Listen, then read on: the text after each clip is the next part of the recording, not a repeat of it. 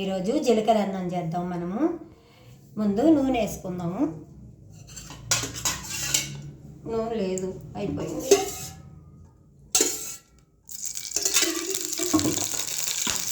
కొద్దిగా నూనె వేసుకుందాం. మనము నూనె వేసుకుంటే బాగుంటుంది. కొద్దిగా జీలకర్ర వేసుకుందాము. జీలకర్ర వేసుకున్నాక ఎండుమిర్చి వేసుకుందాము. కొంచెం పోపు దినుసులు వేసుకుందాము. అవి వేగాక ఇప్పుడు మనకు కావాల్సినంత రైస్ వేసుకుందాం. ఈ రైస్ వేసుకొని ఫ్రై చేసుకుందాం.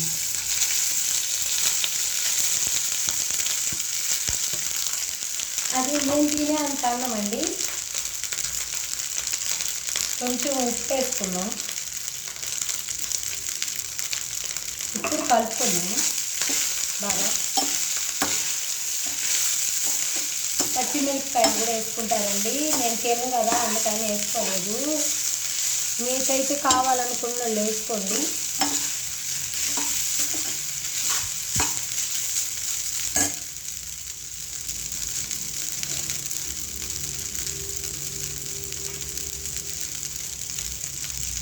తినే వాళ్ళకి ఎన్నైనా చేసుకొని తినచ్చు మనము.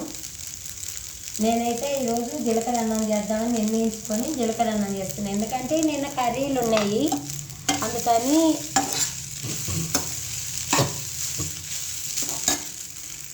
చాలామంది పిల్లలకి స్కూల్కి వెంటనే జీలకర్ర రైస్ చేసేసుకొని మళ్ళీ పిల్లలకి బాక్సులు పెట్టేయచ్చండి. పొద్దున్నే రాత్రి అన్నం ఉంటే కూడా జీలకర్ర అన్నం చేసుకోవచ్చు. మా చెల్లెలి కూతురు అయితే ఇట్లా ఫ్రైడ్ రైస్లు చేసి ఇచ్చేస్తే బాగా తినేస్తుందండి. చాలా ఇష్టం అమ్మాయికి. కొంచెం నిమ్మకాయ కూడా పిండిస్తారు వాళ్ళు, తినేస్తుంది బాగా. నాకు కూడా ఎందుకో జీలకర్ర అన్నం చేసుకుంటే జీలకర్ర ఎక్కువ వేసుకోవాలి. జీలకర్ర అన్నం అన్నప్పుడు చాలా బాగుంటుంది. దీన్ని మనం జీలకర్ర అన్నం చేసుకొని తింటే ఎంత బాగుందో చూడండి. ఈరోజు నేను స్టిక్ పెట్టాను. దీనికి స్టిక్ పెట్టి వీడియో చేస్తున్నానండి. ఇక ఫ్రైడ్ రైస్ లాగా దీన్ని ఎన్ని ఇంత సింపుల్గా చేస్తుంది అనుకుంటున్నారా? సింపుల్గా చేస్తేనే బాగుంటాయి. అన్నీ వేసి చేస్తే అంత టేస్ట్ అనిపించదు కదా మనకి. ఇలా చూడండి ఎంత బాగుందో కదా, చాలా బాగుంది. ఈ రైస్ వేడి వేడి చేసుకొని ఇలా తింటుంటే మనకు కమ్మగా ఉంటుందండి. దేని మీద మనము